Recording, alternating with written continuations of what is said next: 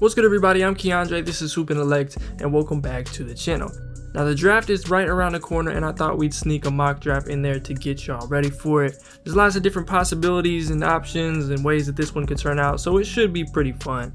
Now, I have decided to lock the top 3 into what the consensus and rumors say is going to happen. I still think there's a chance that this has been some elite smoke screening, but for the sake of shaking it up and hopefully making the video a little more interesting and realistic, I'll just make the decisions from that point forward. With that being said, the Orlando Magic select Jabari Smith Jr. #1 overall.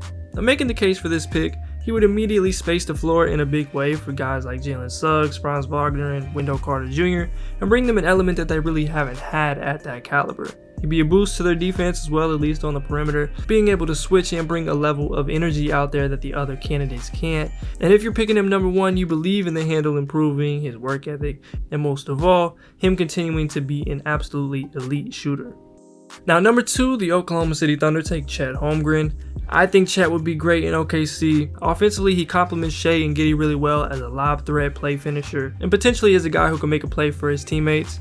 He brings great rim protection and versatility defensively that they've really been missing to what has been an otherwise surprisingly solid defense at times in the past. I still wouldn't rule out Paolo being the guy here, even though we haven't really heard too much of that, but I like this pick a lot, and it's the scenario that's gained by far the most traction. With the 3rd pick, the Houston Rockets take Paolo Banchero. I'll definitely be tuning into a ton of Rockets games should Paolo go 3rd, and I really like him in this situation. Now, from this point on, the roster construction will be heavily centered around defense, not directly because of him, but sort of the clunkiness that will exist in the sum of the parts. But the ways that you can use Paolo to initiate offense, play 2-man game with Jalen Green and company, and also experiment with Şengün and Garuba, it should all be fun no matter how many games they lose. And who knows, Wemby could end up being the reward for it next year.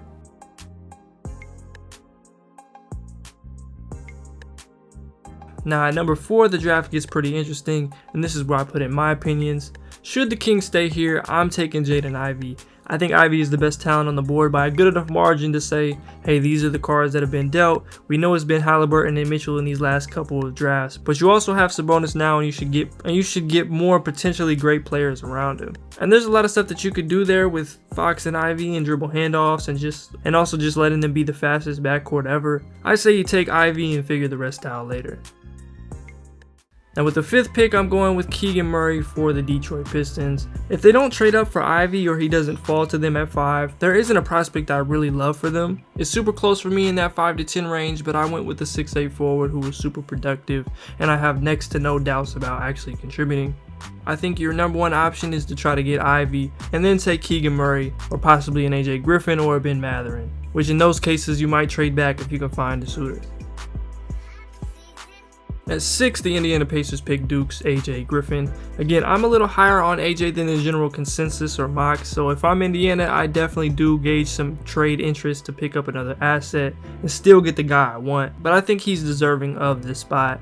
Excellent shooter at 6'6 with a 7-foot wingspan, seamless fit on the wing, and I think the concerns about his injuries in terms of them happening in the future are overblown. Now, potential growth athletically, that's a different conversation. Weekend pretty good. Yeah, I think so. Nice drive and dish and gives it up. I really don't have much of a sense of direction with Portland at this point, but with the Jeremy Grant trade, I kind of like Dyson Daniels here the most. His defense, playmaking qualities, and size really complement Dame and Simons. I heavily considered both Jalen Duren and Shaedon Sharpe, and I'd probably be rebuilding a little more than they currently are, so I think I prefer going in Daniels' direction.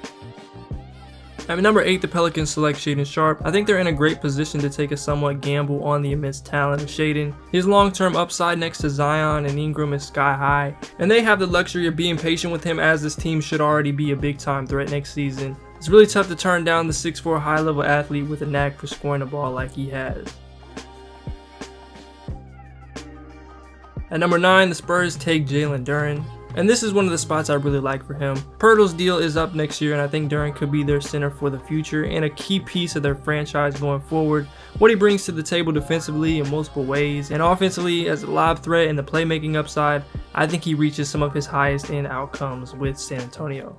And at number 10, the Wizards pick Benedict Mathurin, wing out of Arizona. Mathurin goes a little lower than you'll currently see on most mocks, and I think he's in major contention everywhere except for San Antonio after number 4 in this scenario. The Wizards take somebody you can plug and play next to Beal as a shooter, athlete, and growing overall playmaker, and they hopefully get a player they can build with going forward.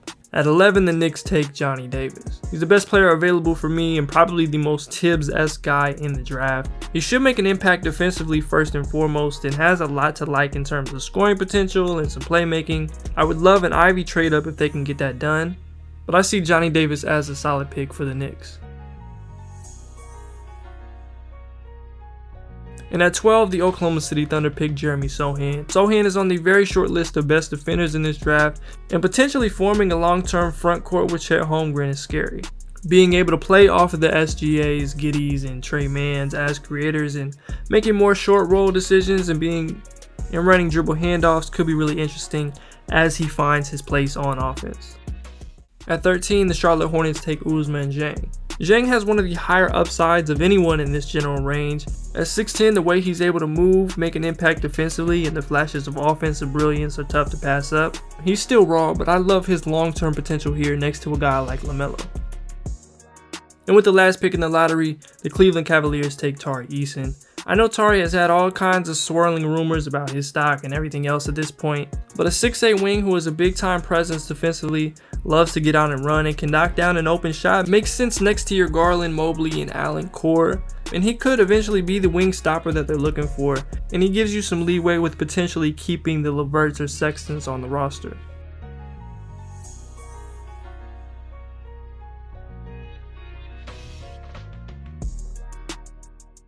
The Hornets are back up, and they get Duke center Mark Williams. There are rumors they'll trade one of these picks and potentially attach it to Gordon Hayward, but if they don't, Mark kinda has to be the pick at 15 instead of 13 for the simple fact of Cleveland isn't taking a center, but they might take the other guy you like. Regardless, Big Mark's ability to protect the rim and serve as a vertical spacer at the bucket is something Charlotte could use in a real way.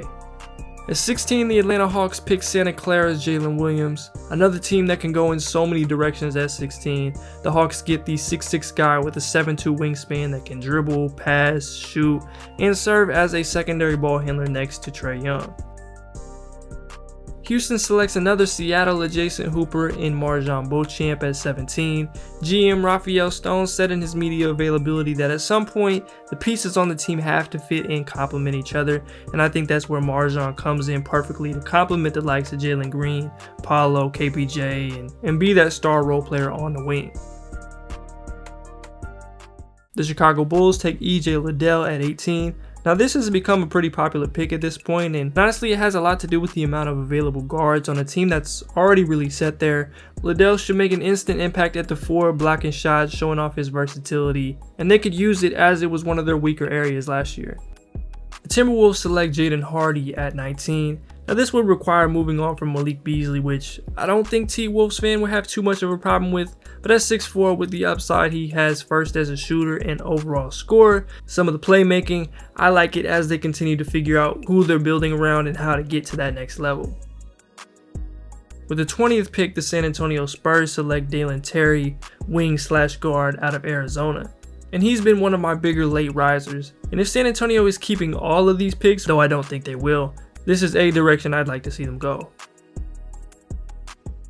At 21, the Nuggets get Blake Wesley, 6'5" guard out of Notre Dame. Now this is a different type of player than I usually sort of think about for Denver, but with them getting number 30 as well, I think there's a little more flexibility. Wesley's a quick combo guard or smaller wing with natural scoring instincts, but I like what he brings defensively in comparison to some of the others, and I think he would give what I believe is a contender even more firepower. With the 22nd pick, the Memphis Grizzlies take Malachi Branham. I love the value they're getting here with Branham as an instant offense guy off the bench to start, someone who does a ton of damage as a shooter and in the mid-range and is also a solid playmaker. I like it as they make their decisions on Tyus Jones, Kyle Anderson, and Dylan Brooks within the next year. I think it would be a good pick and also kind of hilarious if Nikola Jovic of all people ended up in Philly. But at a legit 6'10" with his guard skills, creation, and ability to stretch the floor next to Embiid, I'm a fan. Got a lot of work to do on the defensive end, and maybe that sends them in a different direction, especially without Ben Simmons being there, but I like the potential value here if they end up keeping this pick. At 24, the Milwaukee Bucks picked Ty Washington. I think they could use another playmaker on this team. He can play and complement all three of the Bucks stars either on or off the ball, and this is an element that they were kind of missing last year. With the 25th pick, the Spurs take Jake LaRavia out of Wake Forest. LaRavia would bring some much needed help for them at the 4 spot. I love what he brings defensively in a number of different situations, and just being a compliment offensively, knocking down spot ups and capitalizing inside. It makes a lot of sense for this squad, and it's also a much different element than the first two guys are bringing. Houston received the 26th pick in the Christian Wood deal to Dallas, and they take Ochai Agbaji. A guy like Agbaji is a good fit in that play finishing 3-point role and hopefully provides a little better defensive performance. The Miami Heat get Bryce McGowan, scoring wing out of Nebraska. I think this is the perfect situation for him to end up for the things that he needs to improve on. He has the makings of a big time scorer but needs some attention physically, defensively, and as a decision maker, but I'd be super excited to see what he becomes in the next 2 to 3 years. Golden State picks Arkansas's Jalen Williams at 28. They have some decisions to make with Kevon Looney, and we still haven't seen Wiseman yet. But a big man who is as versatile a passer as Williams is, some of his ball handling ability and the type of feel and processing he displayed defensively makes him one of the better options for their system. And if he ever really shoots it, he could be a dangerous weapon for this squad for years to come. Memphis selects the hometown favorite Kennedy Chandler at 29. I believe I mentioned it last time, but if they do move on from Tyus Jones, I think they draft Kennedy. He could potentially fill that role as a second unit distributor and playmaker really well as he continues to improve as a shooter. And to end the first round, the Nuggets take Wendell Moore, 6'5" wing/guard out of Duke. Wendell is kind of that jack of all trades type of player, and he's very high on my list of Nuggets targets. Pairing him with Blake Wesley makes this pretty much a home run draft for them if they were to stand pat at both of these spots. And here's a look back at the first round of picks.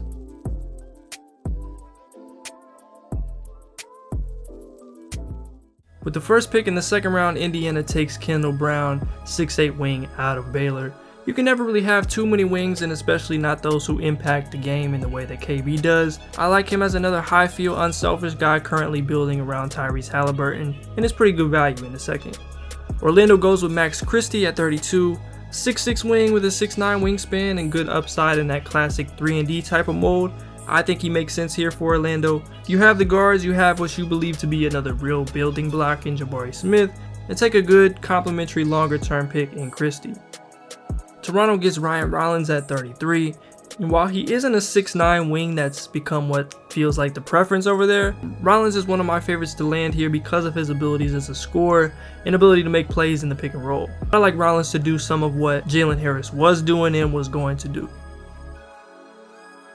At 34, OKC selects 6'9" forward Patrick Baldwin Jr. It was a rough freshman year for him, but in a situation like this one, they'll have all the room to take on some of his risk. The splits aren't there, but the ease in which he's able to shoot it at that size, some of the stuff he does off the dribble and flashes of playmaking could eventually turn him into a potential steal and give them a lot of lineup versatility.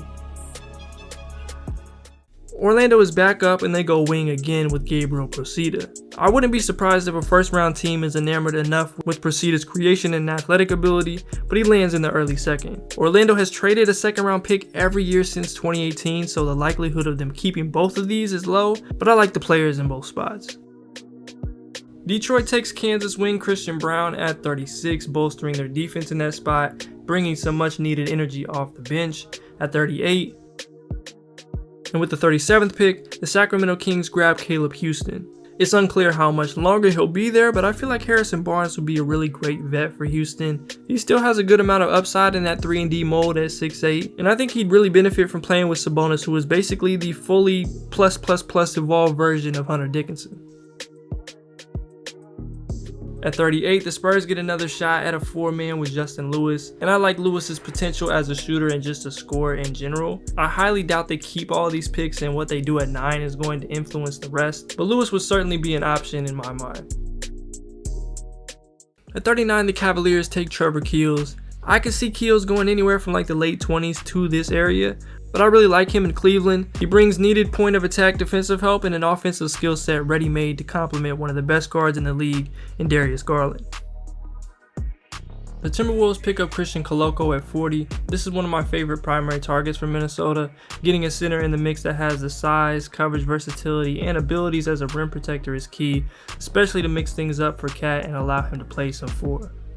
With the 41st pick, New Orleans takes a bit of a swing with John Butler out of Florida State. Like I mentioned before, New Orleans is in a pretty beautiful position from a draft perspective. Now he is rail thin and should probably stay as far away from Zion as possible in practice for at least a year or 2, but players like Butler really intrigue me in a situation like this. Challenge and find a way to get back into this game in the second half. Butler with the Knicks select Memphis forward Josh Minott at 42. I'm a big fan of Minott's upside in this area. He's a great athlete at 6'9" who can defend in a few different spots on the floor and brings energy. I'd be surprised if he contributes in most places in year 1, but down the line and as he improves as a shooter specifically, he could be a gem. The Clippers take Wake Forest guard Alondes Williams at 43. We haven't seen Jay Preston yet, so maybe you go in a different direction if you're more confident in him. But I love what Alondes brings as a passer, a downhill driver, and athlete in this Clippers situation.